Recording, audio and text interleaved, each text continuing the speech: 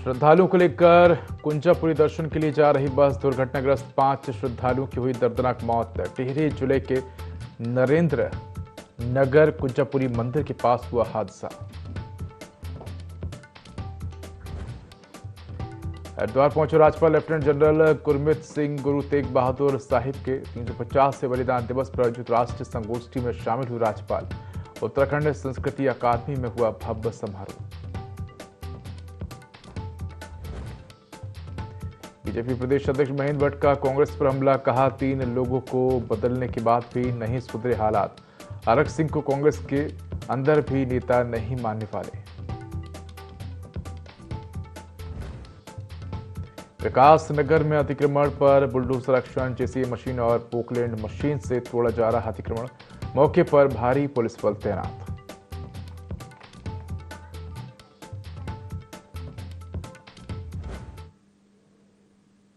नमस्कार, मैं उदय देवभूमि लाइव में आपका स्वागत है। बुलेटिन की शुरुआत करेंगे तमाम बड़ी खबरों के साथ। बड़ी खबर टिहरी से है, जो 28 श्रद्धालुओं को लेकर कुंजापुरी दर्शन के लिए जा रही बस दुर्घटनाग्रस्त हुई है। हादसे 5 श्रद्धालुओं की दर्दनाक मौत हुई है। जिलाधिकारी और पुलिस टीम घटनास्थल की ओर रवाना हुए हैं। टिहरी जिले के नरेंद्र नगर कुंजापुरी मंदिर के पास हादसा हुआ है। तो बड़ी खबर आपको टिहरी से बता रहे हैं, जहां 28 श्रद्धालुओं को लेकर कुंजापुरी दर्शन के लिए जा रही बस दुर्घटनाग्रस्त हुई है। हादसे 5 श्रद्धालुओं की दर्दनाक मौत हुई है। जिलाधिकारी और पुलिस टीम घटनास्थल की ओर रवाना हो गई है। टिहरी जिले के नरेंद्रनगर कुंजापुरी मंदिर के पास हादसा हुआ है। तो खबर आपको बता रहे हैं टिहरी से, जहां 28 श्रद्धालुओं को लेकर कुंजापुरी दर्शन के लिए जा रही बस दुर्घटनाग्रस्त हुई है। हादसे 5 श्रद्धालुओं की दर्दनाक मौत हुई है। जिलाधिकारी और पुलिस टीम घटनास्थल की ओर रवाना हो गए हैं। टिहरी जिले के नरेंद्रनगर कुंजापुरी मंदिर के पास हादसा हुआ है।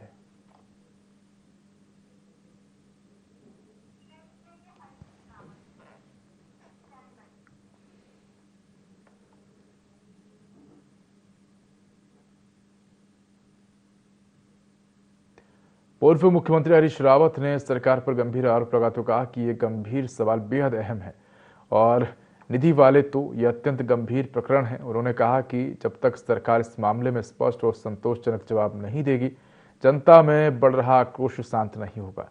रावत ने आरोप लगाया कि राज्य में भ्रष्टाचार इस कदर बढ़ गया है कि अब उसे शिष्टाचार का रूप दे दिया गया है। विधायक निधि में 15% कमीशन की चर्चाओं पर उन्होंने तीखी प्रतिक्रिया देते हुए कहा कि यदि ये सच है तो ये सामान्य भ्रष्टाचार नहीं बल्कि जनता के साथ खुला अन्याय है, जिसे किसी भी तरह उचित नहीं ठहराया जा सकता।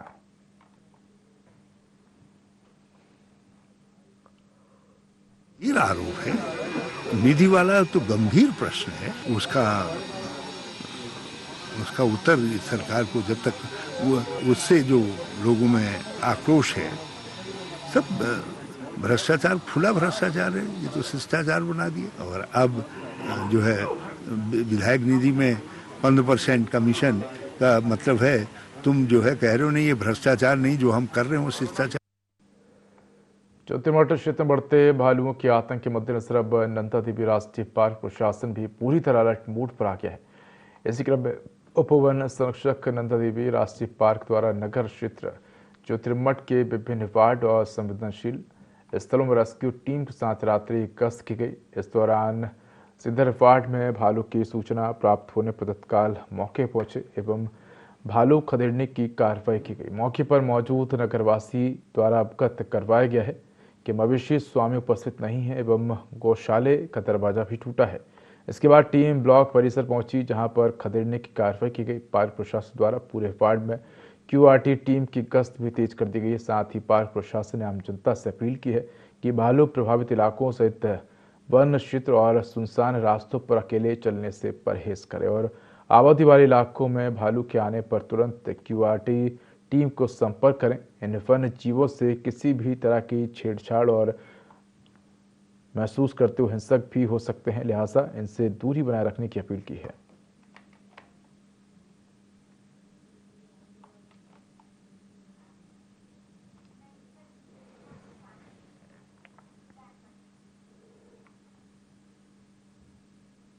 भाजपा प्रदेश अध्यक्ष महेंद्र भट्ट ने पूर्व सीएम और कांग्रेस नेता हरीश रावत पर परिवारवाद पर तीखा हमला बोलते कहा कि हरीश रावत परिवार के व्यक्ति को लड़ना चाहते हैं। कांग्रेस अगर मृत अवस्था में आई है तो हरीश रावत के योगदान को नकारा नहीं जा सकता। उन्होंने कहा कि हरीश रावत की उम्र हो चुकी है, उन्हें संन्यास ले लेना चाहिए।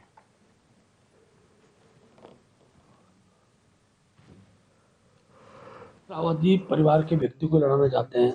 बेटी लड़ गई, बेटा लड़ गया, एक बेटा और है, उसको भी कहीं सोचेंगे, खुद भी चाहेंगे। ये तो कांग्रेस के अंदर सूझ दिखाई दे रहा। कांग्रेस अगर मृत अवस्था में आई है तो इसमें हरीश रावत जी के योगदान को नकारा नहीं जा सकता है।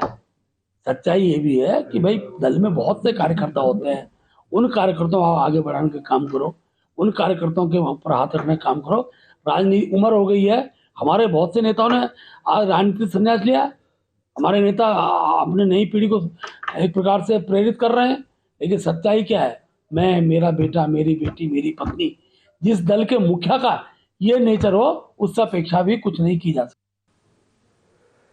भाजपा महिला मोर्चा प्रदेश अध्यक्ष रुचि भट्ट ने बताया कि आत्मनिर्भर भारत के लक्ष्य को आगे बढ़ाते हुए 25 सितंबर से 25 दिसंबर तक पूरे प्रदेश में महिला सम्मेलनों की श्रृंखला चलाई जा रही है। उन्होंने कहा कि अभियान महिलाओं की आर्थिक मजबूती के लिए बेहद प्रभावी साबित हो रहा है। मोर्चा प्रदेश भर में कार्यक्रम स्थलों पर छोटे छोटे मेले और स्टॉल लगवा रहा है, जिनमें स्वयं सहायता समूह और स्थानीय महिला उद्यमियों को अपने उत्पाद लेकर आने, प्रदर्शित करने और बेचने का अवसर दिया जा रहा है। रुचि भट्ट के अनुसार 18 जिलों में सफल सम्मेलन हो चुके हैं, जहां बहनों ने उल्लेखनीय बिक्री भी की है। अब देहरादून का कार्यक्रम 24 तारीख को होना है, जिसकी तैयारियों पर बैठक जारी। उन्होंने बताया कि इस बार शहरी क्षेत्र की उद्यमी महिलाएं, विक्की फ्लो के सदस्य और सरस मेले में सक्रिय समूहों की बहनें भी बड़ी संख्या में जुड़ने वाली हैं, जिससे कार्यक्रम और अधिक प्रभावशाली होने की उम्मीद है। भारत का ही कार्यक्रम है और हम इसको अपना बेस मान के चल रहे हैं बहनों के लिए। तो ये कार्यक्रम हम लोग को प्रदेश से भी मिला था और राष्ट्र से भी ये कार्यक्रम मिला है, क्योंकि हम 25 सितंबर से 25 दिसंबर तक ये कार्यक्रम कर रहे हैं। तो प्रत्येक जिले में महिला सम्मेलन कर रहे हैं इसको लेकर, आत्मनिर्भर भारत को लेकर। और उस सम्मेलन की खास बात ये है कि हम बहनों के बीच में तो कार्यक्रम कर ही रहे हैं, लेकिन हम उनसे आग्रह कर रहे हैं, हम छोटे छोटे मेले और स्टॉल्स लगा रहे हैं उस कार्यक्रम स्थल पे, उनसे आग्रह कर रहे हैं कि आप अपना सामान लेकर आएं और वहाँ प्रदर्शन भी करें और उनका सामान बिके भी। और 18 जिलों में हम ये कर चुके हैं, इकलौता देहरादून बचा है, वो भी 24 तारीख को कार्यक्रम है। और आप यकीन नहीं करेंगे, बहुत सक्सेसफुल कार्यक्रम रहे। बहनों ने बहुत अच्छी बिक्री करी है उसमें और काफ़ी संख्या में जो समूह की बहनें हम कहते हैं वो लोग इस कार्यक्रम में आई हैं। अल्पसंख्यक कार्य मंत्रालय द्वारा वक्फ संपत्तियों में सुधार और पारदर्शिता से संपत्तियों के पंजीकरण, पारदर्शिता प्रबंधन के लिए 6 जून 2025 में वक्फ पोर्टल का निर्माण किया गया, लेकिन अवैध रूप से वक्फ की संपत्तियों को दबाने और पोर्टल पर दर्ज न कराने की शिकायतें भी सामने आ रही हैं, जिस पर अवैध रूप से संपत्तियों को दबाने वालों को सावधान करते हुए प्रदेश वक्फ बोर्ड के अध्यक्ष शादाब शम्स ने कहा कि ऐसे लोगों पर शीघ्र ही वक्फ बोर्ड कार्रवाई करने जा रहा है। साथ ही किसी भी श्रेणी का व्यक्ति या कमेटी अगर अपनी वक्फ की संपत्ति को पोर्टल पर दर्ज नहीं करता है तो उन लोगों को वक्फ माफिया का दर्जा दिया जाएगा। मुख्यमंत्री धामी का मत है कि गलत को छोड़ना नहीं, और साथ ही उन्होंने कहा कि उसके तहत ये कार्रवाई भी की जाएगी। यदि इन संपत्तियों को पोर्टल पर दर्ज नहीं किया जाता है तो इससे भारी नुकसान वक्फ समाज और कौम को हो सकता है, जिससे सभी को बचने की आवश्यकता है।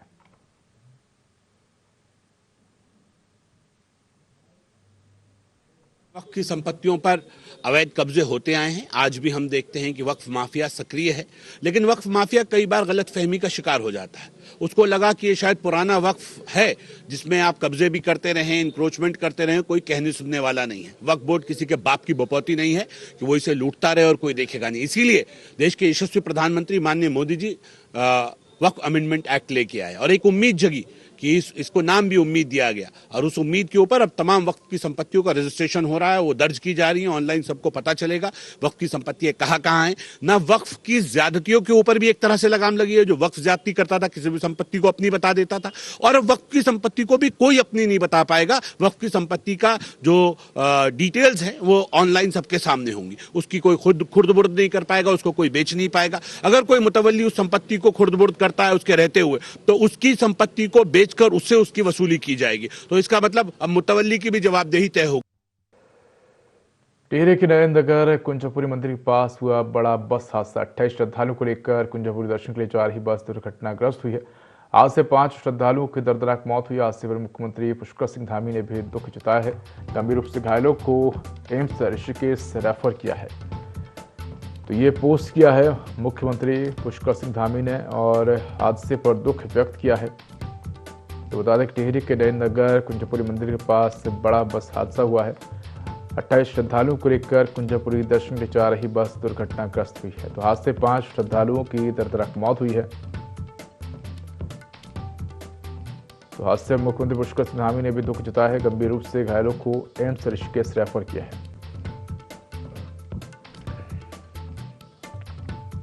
तो ये मुख्यमंत्री ने सोशल मीडिया प्लेटफॉर्म एक्स पर पोस्ट कर हादसे पर दुख जताया है। साथ ही घायलों को तत्काल उचित इलाज की व्यवस्था कराने के निर्देश भी दिए हैं।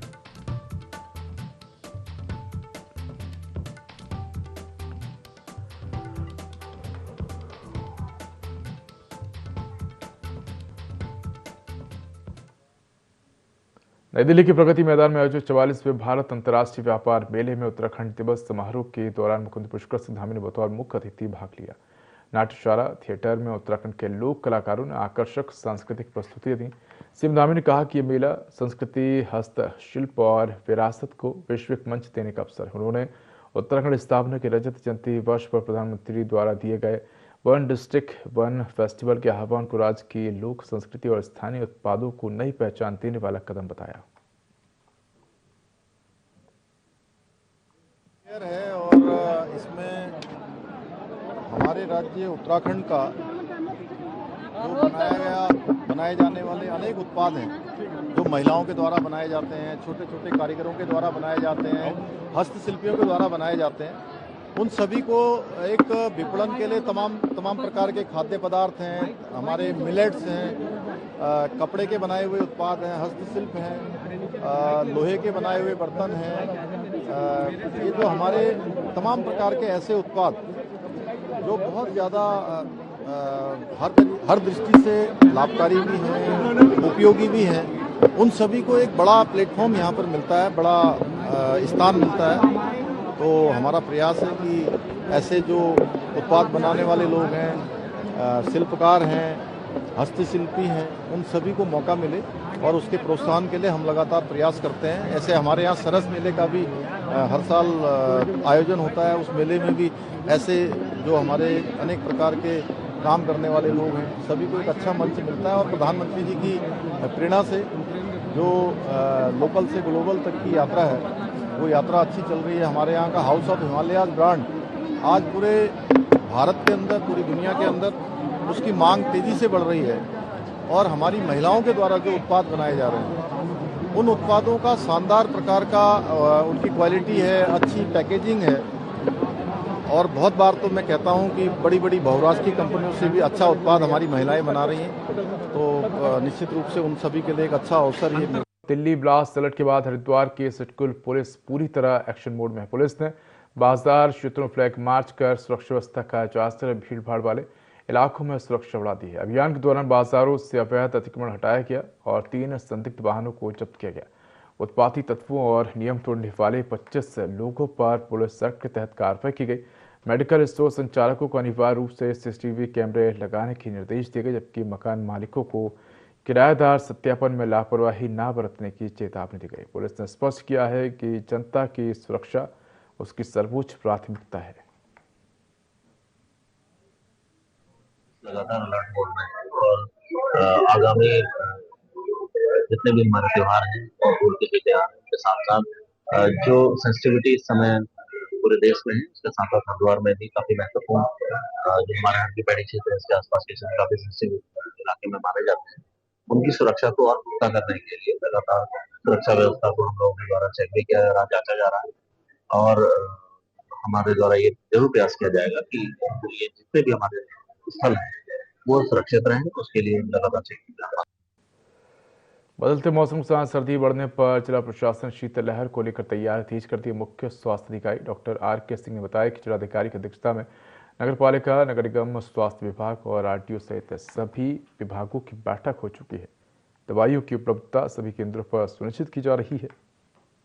उन्हें लोगों से अपील की है कि कड़ाके की ठंड में बाहर निकलते समय गर्म कपड़ों का प्रयोग अवश्य करें। साथ ही बताया कि फिलहाल डेंगू के कोई नए मामले सामने नहीं आ रहे हैं। मौसम में नॉर्मली वायरल फीवर के चांसेस ज्यादा होते हैं। इस स्तर पर हमारे पास जितने भी हमारे पीसीसी इंचार्ज उनको ऑलरेडी निर्देश किया जा चुका है, उनकी मीटिंग भी ली जा चुकी है। वो समुद्र में शीतलहरी की संभावना भी बन सकती है। उसको देखते जिलाधिकारी महोदय के अध्यक्षता में प्रत्येक विभागों की बैठक आपसी समन्वय बैठक हो चुकी है और हर स्तर पर अलाव से लेके और जो हमारे रात किसान के लिए घर होते हैं उनके लिए तैयारी करने के निर्देश दिए गए हैं। हमारे स्तर से भी तैयारी पूरी कर ली। हरिद्वार की पूर्व विधायक सुरेश राठौर से जुड़े एक विवाद में अब उनकी पत्नी रविंदर कौर राठौर सामने आई हैं। उन्होंने सोशल मीडिया पर उनके पति को लेकर दावे करने वाली महिला उर्मिला सनावर के आरोपों को पूरी तरह निराधार बताया।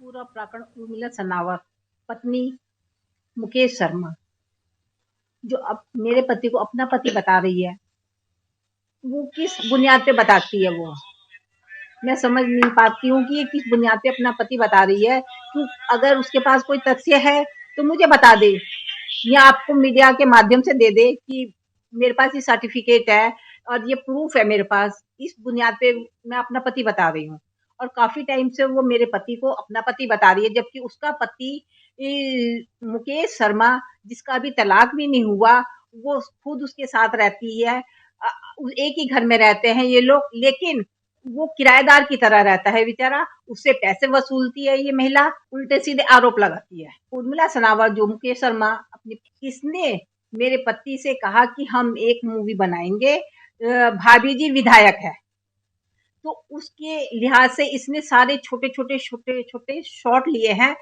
और वही सब इसने इस कदर उसको पेश कर दिया ब्लैकमेलिंग के लिए। हनी ट्रैप का मामला है ये और ब्लैकमेल करती है मेरे पति को। हरिद्वार में बन रहे मेडिकल कॉलेज का बिजली बिल जमा न होने पर कुछ दिन पहले विद्युत विभाग ने कनेक्शन काट दिया था। इस पर स्वास्थ्य मंत्री धन सिंह रावत ने सफाई देते बताया कि कॉलेज का 20% कार्य शेष है, लेकिन अस्पताल को अगले वर्ष शुरू होने की योजना के चलते कॉलेज को जल्द शुरू किया गया। उन्होंने कहा कि बिजली कनेक्शन पहले कार्यदायी संस्था के नाम पर था, जिसे अब मेडिकल कॉलेज के नाम पर ट्रांसफर किया गया। इसी प्रक्रिया के कारण कुछ दिनों तक बिजली की दिक्कत रही। साथ ही विद्युत विभाग द्वारा मांगे गए 10 करोड़ रुपए के बकाया का भुगतान भी कर दिया गया। हमारा हरिद्वार मेडिकल कॉलेज जो है अभी लगभग 20% काम उस पर बाकी है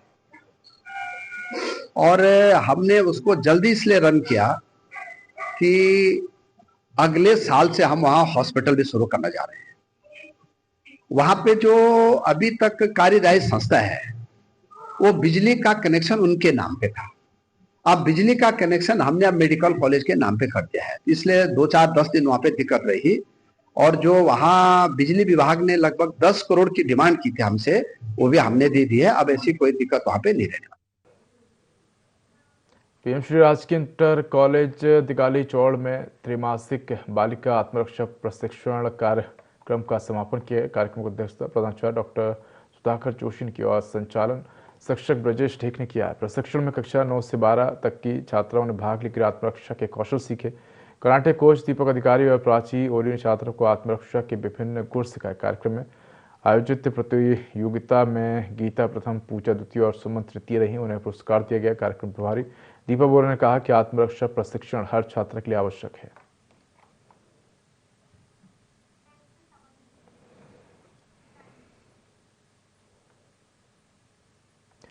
उत्तराखंड के जड़ी बूटी सलाहकार समिति के सदस्य शबलवीर गुनियाल बागेश्वर पहुंचे, जहां उन्होंने मंडल सेरा बाईपास रोड स्थित देवकी लघु वाटिका का अवलोकन किया। पूर्व ग्राम प्रधान रमा मल्हड़ा ने पुष्पगुच्छ भेंट कर उनका स्वागत किया। पर्यावरणविद किशन मल्हड़ा ने वाटिका में किए जा रहे पर्यावरणीय और औषधीय प्रयासों की जानकारी दी। निरीक्षण के दौरान गुनियाल ने दुर्लभ औषधीय और बहुउपयोगी सीलिंग प्रजाति के पौधे और मुगा रेशम की सुरक्षित संयुक्त खेती को अत्यंत महत्वपूर्ण और रोजगार पूरक बताया।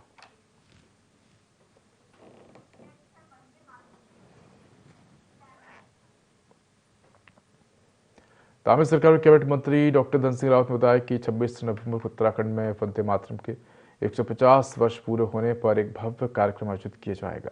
राज्य के सभी सरकारी, प्राइवेट कॉलेजों और विश्वविद्यालयों सहित करीब 23,500 शिक्षण संस्थानों में एक साथ वंदे मातरम गूंजेगा। मंत्री रावत के अनुसार इस कार्यक्रम में लगभग 25 लाख से अधिक लोगों की भागीदारी का लक्ष्य रखा गया है, जिसे उत्तराखंड के इतिहास का सबसे बड़ा सामूहिक राष्ट्रीय आयोजन माना जा रहा है। 26 तारीख को हमारा एक बहुत बड़ा कार्यक्रम पूरे उत्तराखंड में हो रहा है। 9:30 बजे हर कॉलेज में, विश्वविद्यालय में, चाहे वो सरकारी हो चाहे वो प्राइवेट हो, वंदे मातरम का कार्यक्रम होगा। वंदे मातरम को भी 150 वर्ष हो रहे हैं और लगभग 23,500 शिक्षण संस्थाओं में कार्यक्रम होगा। हमारी अपेक्षा यह है कि उसमें हमारे सभी छात्र छात्राएं, हमारे अभिभावक, हमारे जनप्रतिनिधि, हमारे जितने भी एसएमसी के लोग हैं वो सब रहें और प्रयास ये है कि लगभग 25 लाख से ज्यादा लोग इस कार्यक्रम में भाग लें। और मुझे लगता है कि उत्तराखंड के इतिहास में ये अभी तक का सबसे बड़ा प्रोग्राम, जो कि एक ही टाइम होगा, एक ही समय होगा और सभी कॉलेज और विश्वविद्यालय में। 50 वर्ष पूरे होने पर भव्य कार्यक्रम का आयोजन किया जाएगा। 26 नवंबर को सबसे बड़ा आयोजन होगा और 23,500 शिक्षण संस्थानों में एक साथ कार्यक्रम का आयोजन किया जाएगा।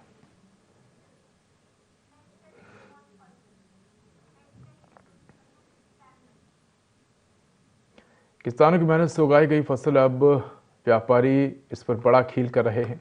जो एक और किसान अपनी छोटी ट्रैक्टर ट्रॉली में गन्ना लेकर मिल तक पहुंच रहे हैं, तो वहीं दूसरी ओर कुछ व्यापारी ओवरलोड ट्रॉली में खुलेआम यातायात नियमों की धज्जियां उड़ा रहे हैं। गन्ना कटाई का सीजन जोरों पर है और इसी बीच कुछ व्यापारियों ने इसे कमाई का जरिया बना लिया है। ओवरलोड ट्रॉलियां मिलों की सप्लाई और शहर की सड़कों पर दौड़ते भारी वाहन हादसों का खतरा बढ़ा रहे हैं। इन ट्रॉली में ना तो रिफ्लेक्टर है और ना ही सुरक्षा के इंतजाम। रात के समय ये ट्रॉली किसी खतरे से कम नहीं है। भी करी थी और साथ ही किसानों को और अन्य जो भी ऐसी एजेंसीज हैं या जो पार्टीज हैं जो कि गन्ने को ट्रांसपोर्ट कर रही हैं कि वो ऐसे कोई कार्य ना करें जिससे कि कोई हादसा हो जाए। इसमें अगर बहुत ही ओवरलोडिंग करके या फिर अलग अलग पटरी लगा के बहुत ज़्यादा गन्ना लेकर चलेंगे तो निश्चित तौर पे हादसे को इनवाइट कर रहे हैं और साथ ही कंजेशन ट्रैफिक का भी बढ़ेगा। इसमें गन्ना विभाग और जो राजस्व विभाग है, पुलिस विभाग, इनकी ज्वाइंट चेकिंग भी की जाती है और अगर कोई भी फिर भी इसके बाद भी कोई ऐसी अत्यधिक मात्रा में गन्ने का मूवमेंट करेगा तो उस पर हम कार्रवाई। डोईवाला के तमाम ग्रामीण क्षेत्रों लंबे समय से हाथियों की आमद लगातार बने हुए, जहां हाथी किसानों की फसल को तबाह तो कर ही रहे हैं, तो वहीं आबादी वाले क्षेत्रों में हाथियों के आने से ग्रामीणों में भी भय का माहौल बना हुआ है। डोईवाला के मारखम, ग्रांट, दुधली, सिमलास, भनियावाला, जीवनवाला, फतेहपुर, माजरी, शेरगढ़ आदि कई क्षेत्रों में हाथी जमकर उत्पात मचा रहे हैं। तो वहीं सुबह मॉर्निंग वॉक पर आए एक व्यक्ति पर हाथी ने हमला कर दिया। घटना लच्चीवाला सोंग नदी पुल के आसपास की बताई जा रही है। हाथी के हमले से बुरी तरह घायल व्यक्ति ने बमुश्किल अपनी जान बचाई। अन्य लोगों ने घायल व्यक्ति को एम्बुलेंस की सहायता से अस्पताल पहुंचाया। ग्रामीणों ने वन विभाग से मांग की है कि हाथी को वन क्षेत्र के अंदर ही रोकने की उचित व्यवस्था की जाए। ये आने की धमक लग गई है क्योंकि एक बार पिछले साल भी हमारे यहाँ आया था और अब के ये बाउंड्री भी तोड़ के गया एक, और बिल्कुल हमारे घर से सेंटर से होकर बीच में से हमारे जो नौकर वगैरह थे उनके सामने से बिल्कुल पास से घर के पास से गया। कोई नुकसान सिर्फ बाउंड्री तोड़ी है और प्रधान जी ताजिंदर सिंह के खेत में घुस के उसने गन्ने का नुकसान भी किया है।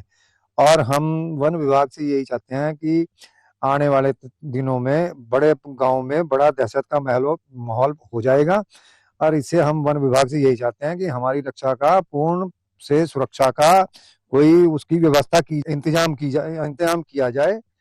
इससे बहुत ज्यादा नुकसान होने का खतरा है। तो फिलहाल इस बुलेटिन में इतना ही। खबरों का अधिक अपडेट के लिए देखते रहिए i24। नमस्कार।